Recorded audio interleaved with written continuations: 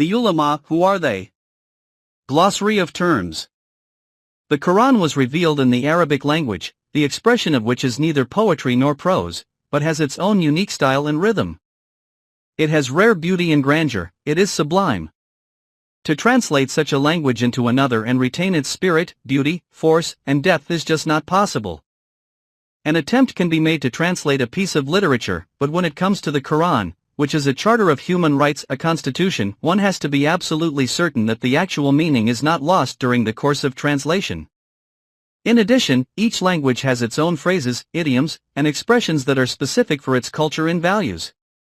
It is not possible to translate a concept that exists in one culture into a single word of another language that does not even recognize that concept. This can be illustrated by Persian and Urdu translations. They retain Arabic words like kafir, momin, mushrik, rahman, rahim, sabr, sawab, salat, zakat, etc.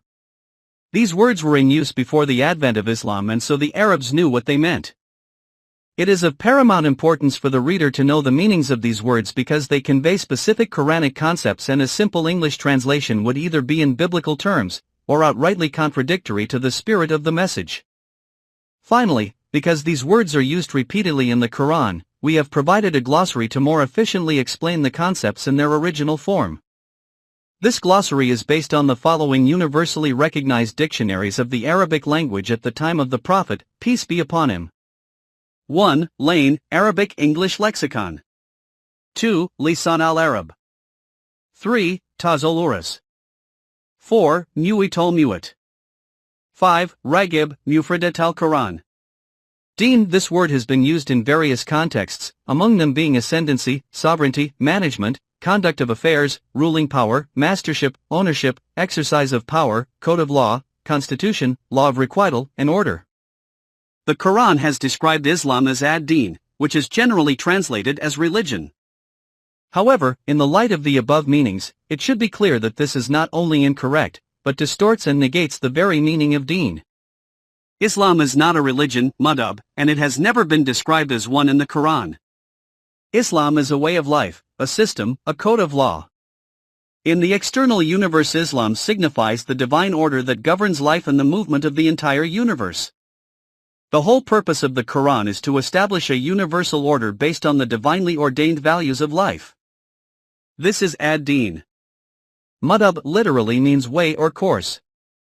This word does not appear in the Quran, and in Islamic fiqh it stands for school of thought. It is usually translated as religion, and since Islam is described as a religion in English, the word madhab has come into use for it in Urdu as well. This is a fundamental fallacy. It goes against the very essence of Islam, which is a deen, not a madhab.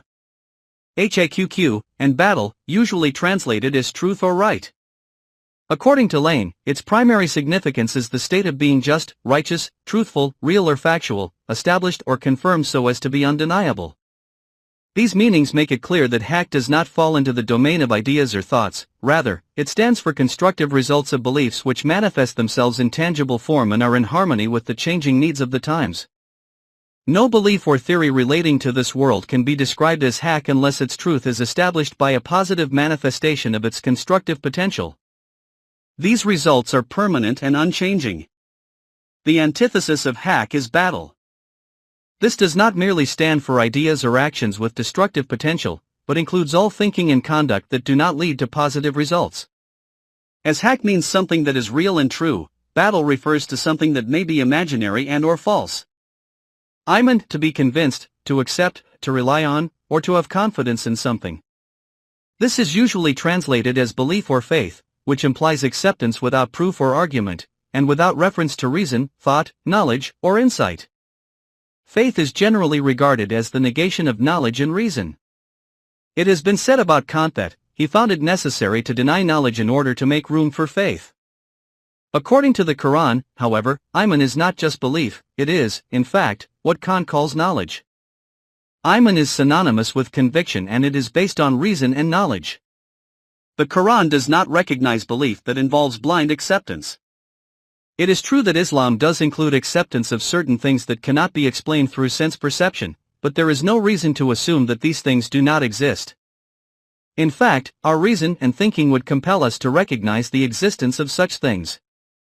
Iman, according to the Quran, signifies conviction based on full mental acceptance and intellectual satisfaction. It gives one a feeling of inner contentment and peace. Notice that these words have a common root. Thus, Iman means to believe, admit, or accept something, to testify to its truthfulness, to have confidence in and to rely on that belief, and to bow in obedience. There are 5 fundamental facts stated in the Quran that one must accept in order to be a Muslim: belief in 1. Allah. 2. The law of Mukafat and the afterlife. 3. Angels, Malaika. 4. The revelations, and 5. The messengers. Belief in Allah means not only to profess obedience but also to show it through one's actions. Belief in the law of Mukafat means to have conviction that every action has an inescapable consequence or reward. Angels are not the winged creatures so popularly depicted, but heavenly forces that carry out the laws of Allah governing the universe. They figuratively bow to Allah since they follow His orders, and they bow to mankind because we are able to study, manipulate, and conquer them. Belief in the revelations and messengers implies not only believing in the historical details but also acknowledging that human intellect alone cannot safely reach the final destination of life, that guidance in the form of wahi delivered by the messengers is necessary to progress. Therefore, a mu'min is one who has firm conviction and trust in the prevailing laws of the universe as well as the laws revealed through wahi. She accepts the truth in such a way that ensures her own peace and helps to safeguard the peace and security of humankind. Al-Mu'min is indeed one of the characteristics of Allah. Kufr, this is the negation of Iman. It means to deny the truth, or to defy the laws of Allah. The root means to cover or conceal. Kufr means open denial, not hypocrisy. A kafir has the decency to proclaim his/her beliefs, and so is not as damned as the hypocrite. The definition also includes concealing or withholding the means of subsistence that Allah has created for the good of all humankind, which are supposed to be freely available to everyone. Jahannam, usually translated as hell, this word has been inadequately described in English terms. It is a Hebrew compound of the words G and Hinnom, meaning the Valley of Hinnom. This was a famous valley situated in the south of Jerusalem where people were burned alive as a sacrifice to the idol Moloch. Jahannam, therefore, denotes a situation in which humanity is ruined. In Arabic, the word jahim means to prevent, that is, it denotes a condition in which human evolution is prevented and life begins to stagnate instead of progressing. It is also a miser who prevents wealth from circulating. According to the Quran, life manifested itself in the human form after having gone through various stages of evolution. This is the final link in the evolution of life in this world. But life does not end with death, it continues beyond the dissolution of the physical body. The higher life that the developed personality is capable of living is called Jannah. On the other hand, the not-so-developed personality thwarts its own future and lives in the infernal state of stagnation called Jahannam. Jannah and Jahannam do not stand for places or localities, they denote different conditions of human life that have been described metaphorically. It should be clear that these conditions do not only relate to life in the hereafter, they have their beginnings in this world. A social order based upon Quranic foundations results in a heavenly situation. The necessities of life are available in excess and are secured in decent ways befitting human dignity. This brings true happiness and peace of mind. In contrast, a society based on laws other than Allah's will invariably lead to misery and collapse, as has been so abundantly illustrated throughout history. Rab, usually translated in English as Lord. This is actually opposite in meaning to the true essence of the word. Rab means one who enables something to grow and develop, eventually fulfilling its potential, to bring something to perfection. Nothing in the universe starts out being perfect, everything is born with potential that, when actualized, enables that object to become what it was designed to be, including humans. We are endowed with manifold potentialities that enable us to rise to the highest point of human existence when fully developed. According to Arabic lexicons, Rab means one who looks after something and beautifies it, keeps something in place, and continuously provides nourishment. The natural result of nourishment is greenery and growth, thus evergreen trees, that maintain their greenery year-round, are called al-ribatu. The process by which one fulfills his/her potential is called rububiyyat. The Quran seeks to establish a social order under which the latent potential of every individual can be fully realized. This realization will include the sustenance and growth of one's body as well as one's mental and spiritual potential. This kind of social system is called the Rububiyyat order, and its establishment is the ultimate purpose of the Deen of Islam. Taqwa, the common English equivalent, piety, does not express the real meaning of the word. Deviation from the right path leads human beings to ruin. Taqwa is the act of keeping them on the right path. Merely saving oneself from ruin is a negative virtue, and the Quran emphasizes the positive aspect of life.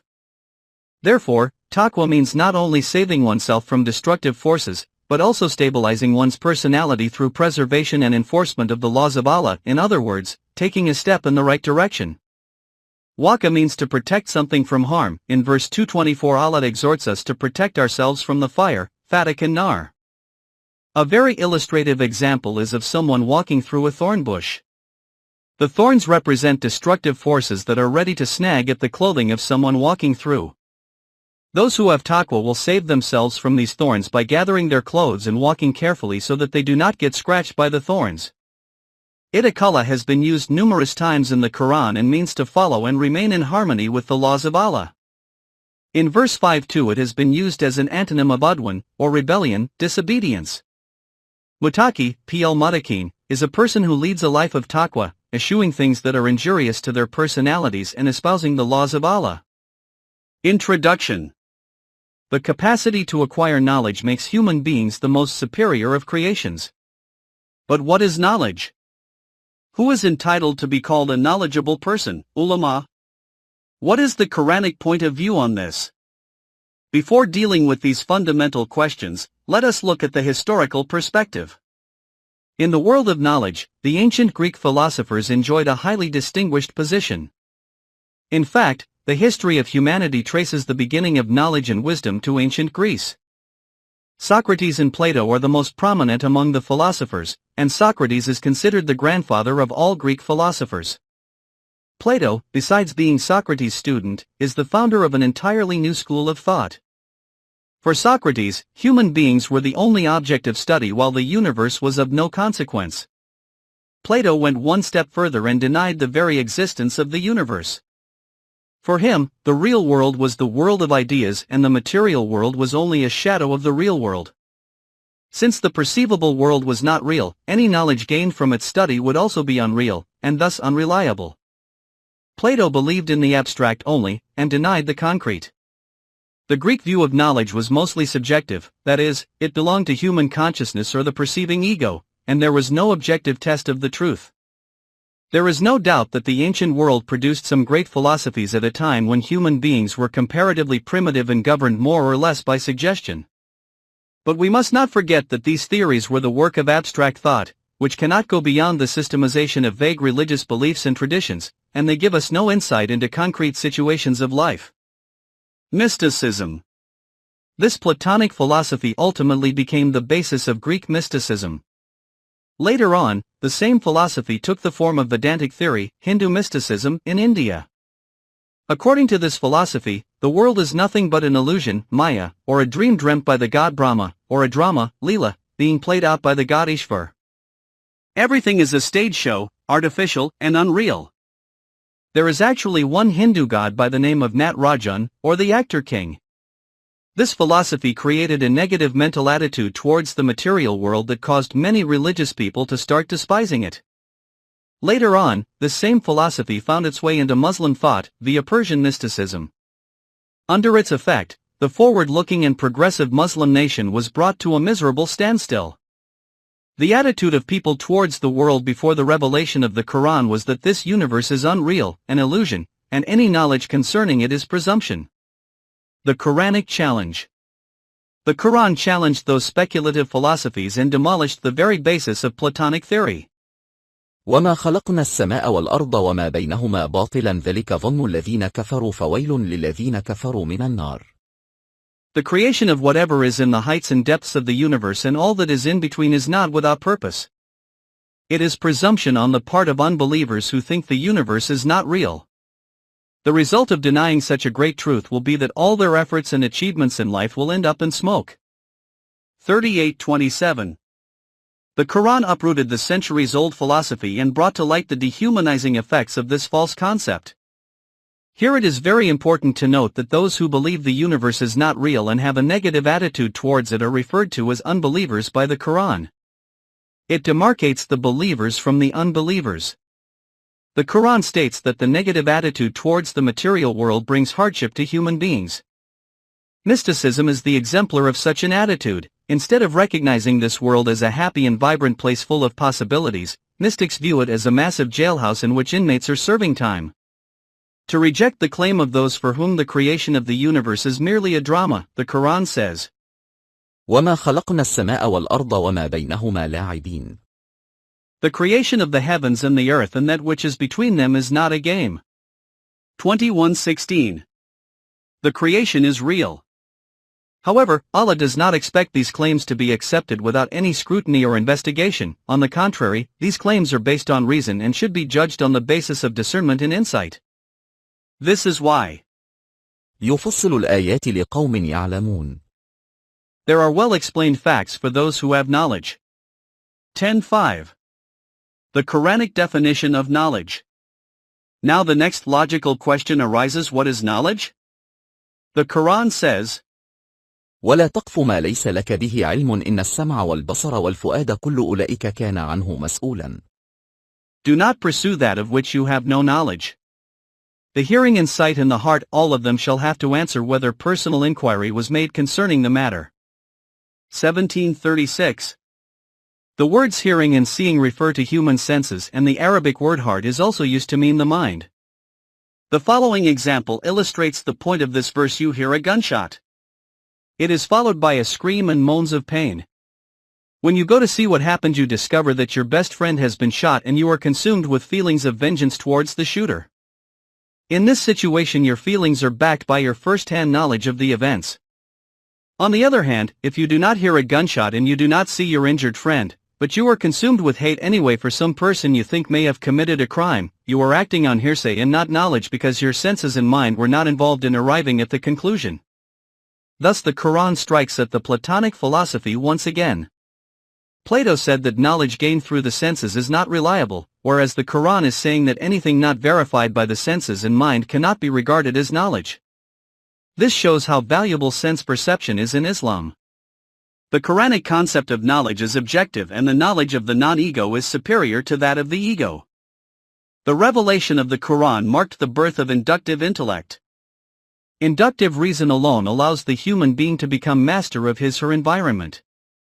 Islam has created and fostered the spirit of critical observation about our experience by divesting the forces of nature of that divine character with which the earlier culture had clothed them. The important thing to note is that the Quran, for purposes of knowledge, fixes its gaze on the concrete and finite. It is also abundantly clear that the birth of the method of observation and experimental science in Islam was due not to a compromise with Greek thought but to a prolonged intellectual warfare with it. Those who do not use their senses. In view of the importance given to human senses and the mind, the Quran declares in the clearest terms that people who do not use their senses and their minds are not living their lives on a human level. They are in fact living on an animalistic level and are admonished. وَلَقَدْ ذَرَأْنَا لِجَهَنَّمَ كَثِيرًا مِنَ الْجِنِّ وَالْإِنسِ لَهُمْ قُلُوبٌ لَا يَفْقَهُونَ بِهَا وَلَهُمْ أَعْيُنٌ لَا يُبْصِرُونَ بِهَا وَلَهُمْ آذَانٌ لَا يَسْمَعُونَ بِهَا أُولَئِكَ كَالْأَنْعَامِ بَلْ هُمْ أَضَلُّ أُولَئِكَ هُمُ الْغَافِلُونَ. Many among human beings have adopted a lifestyle that will lead them to hell. They have a mind but do not use it to think and reflect. They have eyes but do not see. They have ears but cannot hear. They are not human beings and are even worse than animals. They are neglectful. 7:179. This verse also indicates that knowledge is only that which can be explained by the senses and the mind. Intangible, abstract matters have nothing to do with the senses. Observation of natural phenomena and the study of the universe, experimentation to discover the laws of creation, maintenance, and workings of the components of the universe are the applications of sense perception. In modern terminology, this is called scientific knowledge. As the Quran states, the pursuit of such knowledge is the duty of all believers, mu'mineen, the followers of Allah's laws. The Quran emphasizes the observation and study of natural phenomena and the laws of the universe. إن في خلق السماوات والأرض واختلاف الليل والنهار لآيات لأولي الألباب. In the creation of the heavens and the earth and the alteration of the night and day there are signs for people of understanding. 3:189. These people are those who الذين يذكرون الله قياما وقعودا وعلى جنوبهم ويتفكرون في خلق السماوات والأرض ربنا ما خلقت هذا باطلا سبحانك فقنا عذاب النار. whatever condition they are in, keep Allah's laws in sight. They ponder the creation of the heavens and earth and after thorough observation and experiment, they declare on the basis of reason that O Sustainer, you did not create this universe in jest. 3:190. Here, as on other occasions, the Quran states something of paramount importance. It claims that nothing in the universe has been created without a purpose. There is nothing in the universe that is useless or that does not benefit mankind in some way. Lack of knowledge on the part of humans makes it seem as though there are pointless creations, and as a result of this ignorance all of mankind suffers.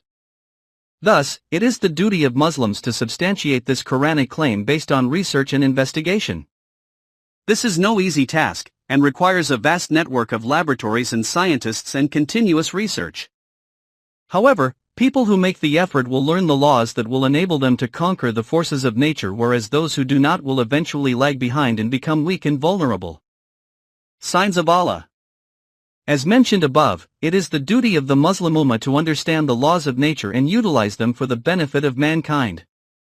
إن في السماوات والأرض لآيات للمؤمنين وفي خلقكم وما يبث من دبة آيات لقوم يوقنون واختلاف الليل والنهار وما أنزل الله من السماء من رزق فأحيا به الأرض بعد موتها وتصريف الرياح آيات لقوم يعقلون تلك آيات الله نتلوها عليك بالحق فبأي حديث بعد الله وآياته يؤمنون.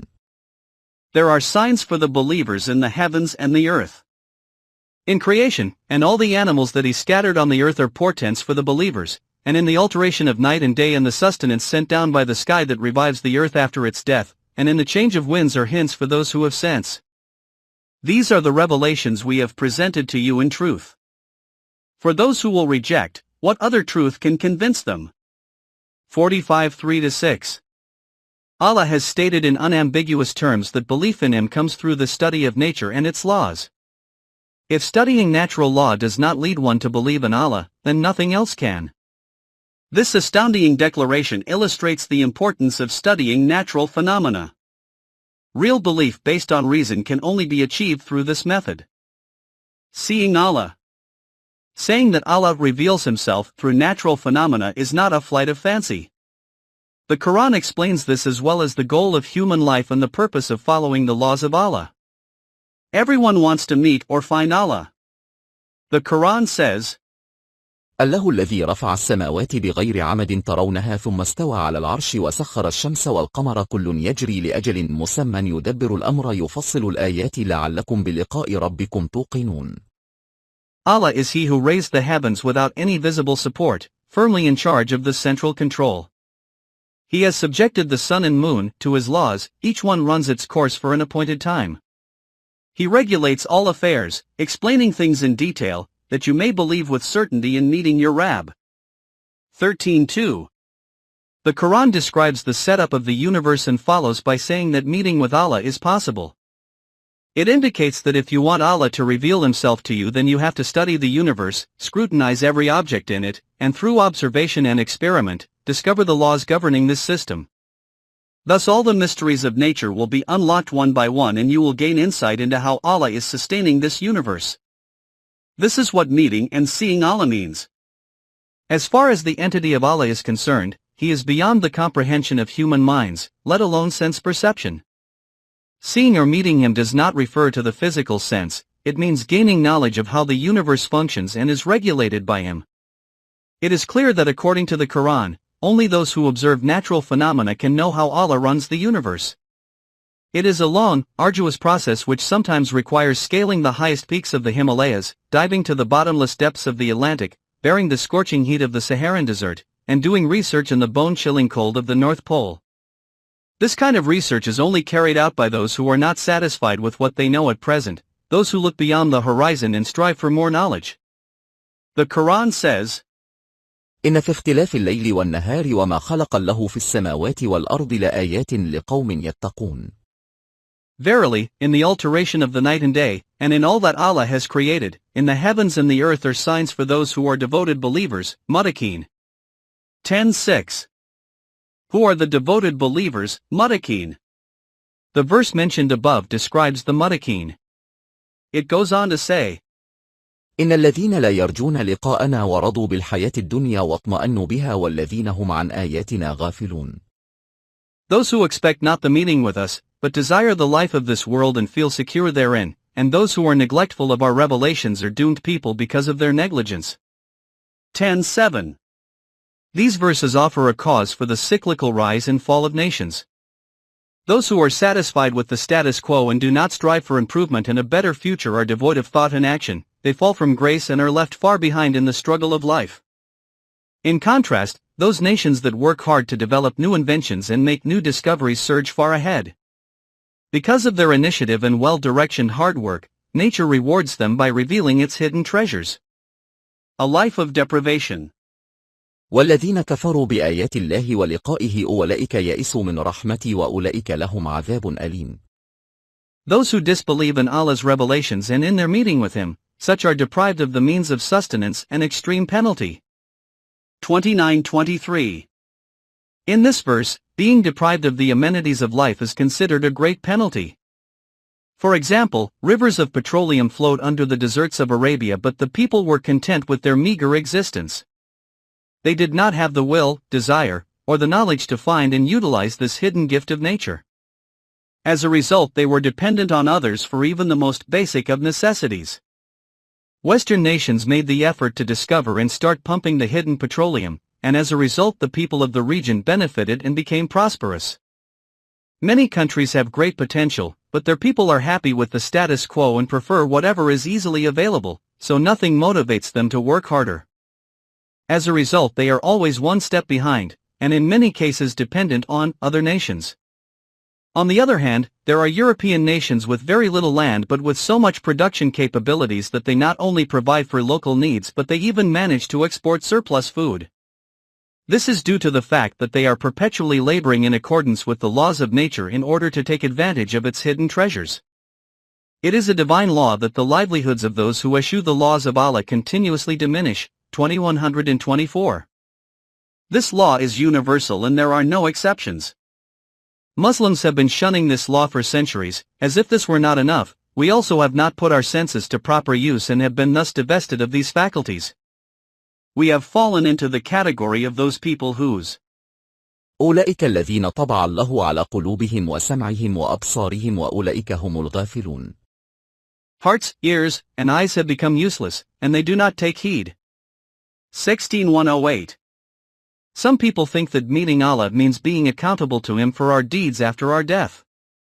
Though in the context of the above-mentioned verses this meaning is not appropriate, the fact remains that in order to believe in a meeting with Allah, observation and study of natural phenomena is vital. Life after death and accountability for actions is an essential part of our belief. Proof. In the above paragraphs the Quran has explained that knowledge is only that which can be verified by the human senses and mind. 2. Use of the senses means to observe natural phenomena, study the laws of nature, carry out consistent research, and experience the revelation of Allah's laws that run the universe and provide systematic sustenance, growth, and development. Such practice is the hallmark of believers in general and the duty of muttaqin in particular. This is zikrul fikr ikudawandi, or following the laws of Allah. This behavior brings to light the hidden secrets of the universe, and on the basis of knowledge we can say to our Rabb, "You did not create anything in vain." This is not all that must be done. Allah has stated that there is testimony to the truth of Quranic claims in the form of signs provided by Him in the universe. سنريهم آياتنا في الآفاق وفي أنفسهم حتى يتبين لهم أنه الحق أولم يكفي بربك أنه على كل شيء شهيد. We will show them our signs in the farthest regions of the earth, and in their own minds until it becomes manifest that this is the truth. 41-53. As an aside, when the entanglements of truth and the intricacies of time can be sorted out through human knowledge and effort, only then will these claims become manifest. In this verse the word anfus, internal world, is mentioned along with the fact, external world, which shows that science is not confined to the laws of physics but encompasses all the social sciences as well, the latter of which have to be developed by practical research. History, psychology, and sociology are important in this distinction. With the passage of time, the physical and social sciences will continue to reveal and confirm the claims made by the Quran. This is obvious since the Quran is the book of Allah and He sees everything all the time. سنريهم آياتنا في الآفاق وفي أنفسهم حتى يتبين لهم أنه الحق أولم يكف بربك أنه على كل شيء شهيد. Is it not enough that Allah oversees all things? 41:53. Whatever He reveals about the universe and objects within it is based on fact and is not a presumption. قل أنزله الذي يعلم السر في السماوات والأرض إنه كان غفورا رحيما. Say, the Quran was revealed by Him who knows the secrets of the heavens and the earth. 25:6. It will be fitting to mention a book named The Great Design. A questionnaire was sent to a large number of scholars around the world asking whether each one felt that the universe was functioning according to a definite system, or whether it came into being accidentally and is being governed similarly. The answers were compiled into the above-mentioned book without any review or editing. All of the scholars reached the same conclusion based on their individual fields of research that this universe is functioning in accordance with an established order designed by an all-knowing creator. They appreciate the order and discipline of the system but being oblivious of the Quran, cannot correctly identify the entity that is running such a harmonious and efficient system. However, they are observing His great system of sustenance, Rabubiyat, personally. With such a foundation, it would be easy for these kind of scholars to discover the truthfulness of the Quran if someone presented it to them. Maurice Bucaille, in his book The Bible, The Quran and Science, discusses various Quranic claims that are verified by modern scientific research. People who have been unaware of these signs in the universe have their doubts about seeing proof of Allah. In fact, they would not have to go very far to do so. The study of any object in the universe can provide evidence for the workings of Allah's laws. The Rabubiyat order is not tied to any one thing but encompasses the whole of the universe. ألا إنهم في مرية من لقاء ربهم ألا إنه بكل شيء محيط. Indeed, are they in doubt concerning the meeting with Allah? It is He who controls all things. 41:54. Who are scholars, the Ulema? We have so far seen the Quranic definition of knowledge. By knowing this, it is easy to figure out who, according to the Quran, is a knowledgeable person and what the term actually means. The Quran has even explained this fact so there is no confusion.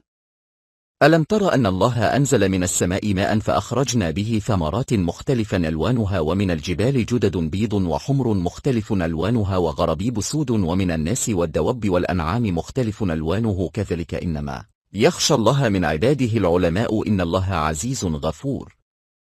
Did you not ponder the rain that Allah caused to fall from the sky, with which we produce fruit of diverse colors, and among the mountains there are layers of red and white which differ in shade and type, some being dark in color? Similarly, humans and animals are of different colors and kinds. Among the followers of Allah and knowledgeable persons, ulama, are those who are awestruck by the greatness of Allah. 35:27-28. These two verses deal with different parts of the universe, different branches of nature, and different fields of science. Physics, botany, zoology, and the humanities are all touched upon. The knowledgeable persons are awestruck because their insight has convinced them of His power and wisdom in controlling the universe perfectly. The Quran has referred to those people as ulama, and in modern terminology they are called scientists. These are the people who study nature and after observation and consistent experimentation, conquer the forces of nature. Allah has put the forces of nature under our control, but only those who know the laws can manipulate these forces. The only way to become one of the ulama is to acquire this knowledge. The ulama, mullahs. After learning the Quranic definition of ulama, it is an interesting exercise to compare our current ulama with it. They do not know the fundamentals of natural sciences, and their knowledge is limited to theoretical discussions and verbal emendations. These discussions are mostly related to issues that have no bearing on the universe or the practical life of people. The curriculum of religious schools is spread over 10 years during which students study logic, philosophy, rhetoric, grammar, literature, etc., most of which is outdated. They also learn about astronomy, geometry, and arithmetic, which are also outdated. It is curious to note that the study of the Quran is not included in the curriculum. A certain exegesis, Jalalain, is taught that consists of only synonyms of the Quranic words. In the last year of study and exegesis of the second chapter of the Quran is taught, Bazadi. This is the education upon completion of which they receive certification for becoming an alim, knowledgeable person. Here is a case in point to illustrate just how much knowledge these people have. When the use of loudspeakers was introduced in India before 1947, a fatwa was sought on their use for religious purposes. The president of the organization of Ulema, Mufti Kafayatullah, wrote, "The device, about which the opinion has been sought, has not been seen, but it is heard that such a device, when it is placed in front of an orator and he speaks while facing it, the device absorbs the sound and then broadcasts it to such a distance that the sound would not reach even a quarter of the distance without the help of the device." Nakib, November 10, 1941. The Mufti then gave his verdict in favor of the use of loudspeakers. However, another alim, Mufti Muhammad Shafi, a senior teacher in the Religious Academy of Deoband, published a verdict in a magazine in which the use of the devices for prayer was declared unlawful. He wrote that he did not know the nature of the device and how it worked. He sought information from the science teacher, Mr. Brij Nandan Lal of Alexander High School of Bhopal, and the teacher said, "Because of the use of electrical power I am hesitant to believe that the sound is original, and find it hard to deny it either because to prove otherwise is equally difficult." After this exhaustive research and on the basis on conjecture from a non-Muslim, a Muslim alim decided that it was the decree of Allah and His Prophet to forbid the use of loudspeakers. This illustrates nicely how ignorant the ulama are in matters natural and modern science. It is ironic that they still retain the ability to issue verdicts, fatwas, on them, however. In Pakistan not only is the expression of personal opinions a target, but lawmaking has fallen victim to the same ignorant judgments. Clarification of a misunderstanding. From the various explanations so far it is evident that, according to the Quran, the mu'mineen, muttaqin, those who abide by and keep Allah's laws in sight, and those who have faith and long to meet with Allah, are people who study the universe and perform practical research on the objects therein as well as the forces of nature. The experience thus gained is called knowledge, and the Quran calls those who have this knowledge ulama. At this point it comes to mind that European and North American nations are not mu'min and mutaki in the true sense of the words.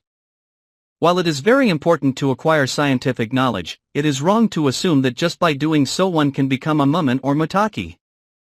The critical factor is whether one uses the information according to the laws of Allah. So, there are two conditions in becoming a mu'min: to gain knowledge from nature, and to use it according to the injunctions of Allah. The Quran demands that يا أيها الذين آمنوا ادخلوا في السلم كافة ولا تتبعوا خطوات الشيطان إنه لكم عدو مبين. its system be accepted in its totality. 208. A nation that does not meet both of these criteria cannot be mu'min, and since Muslims fail regarding the first condition, we cannot claim to be mu'min. In addition, if we do not have knowledge of the forces of nature, we will not be able to use them as Allah has advised in the Quran. In contrast, Western nations do not fulfill the second criterion. Thus, on a practical level, Muslims and Western non-Muslims are in the same position. In order to use the forces of nature in accordance with Allah's laws, it is absolutely necessary to study the Quran because these laws are contained within it.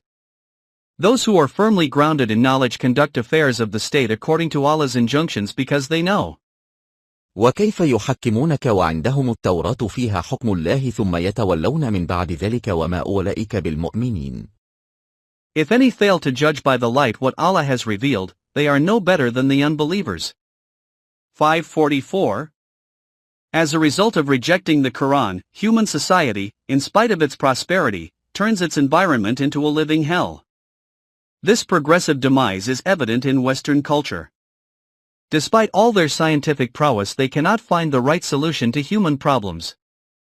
Their senses and mind are not helping them, and about these kinds of nations the Quran says, ولقد مكناهم فيما إن مكناكم فيه وجعلنا لهم سمعا وأبصارا وأفئدة فما أغنى عنهم سمعهم ولا أبصارهم ولا أفئدتهم من شيء إذ كانوا يجحدون بآيات الله وحاق بهم ما كانوا به يستهزئون. And we had firmly established them in prosperity and power. and we endowed them with hearing, sight, a heart, and intellect. But of no avail to them were their faculties when they went on rejecting the commandments of Allah, and they were encircled by that which they used to mock. 46:26. If Western nations use the forces as well as the rewards of nature in Allah's cause, the hell through which all of humanity is suffering would be transformed into a much sought-after paradise. Those who are satisfied with the status quo and do not act according to Allah's law of rububiyyat live a damned life. In contrast, people who have firm belief in the word of Allah and work constructively within Allah's system are on the right path and enjoy gardens of lush verdure. They are concerned for each other's well-being and recognize that the universe has not been created in vain. Such a society will continue to expand until it encompasses the whole of humanity, and at that time everyone will acknowledge that Allah's system of universal sustenance is superlative. Conclusion. If we Muslims want to shape our society according to the Quran, then we must become competent researchers and scientists in every field of knowledge. Through observation and experiment in both the internal world, anfas, and external world, afak, the forces of nature can be harnessed and then the rewards amassed can be used and distributed according to the laws given in the Quran. Only people with these characteristics are qualified to be called ulema. If we continue to hold our current distorted view of knowledge in Islam, not only will meeting with Allah be impossible, but we will not even be included in the category of living nations.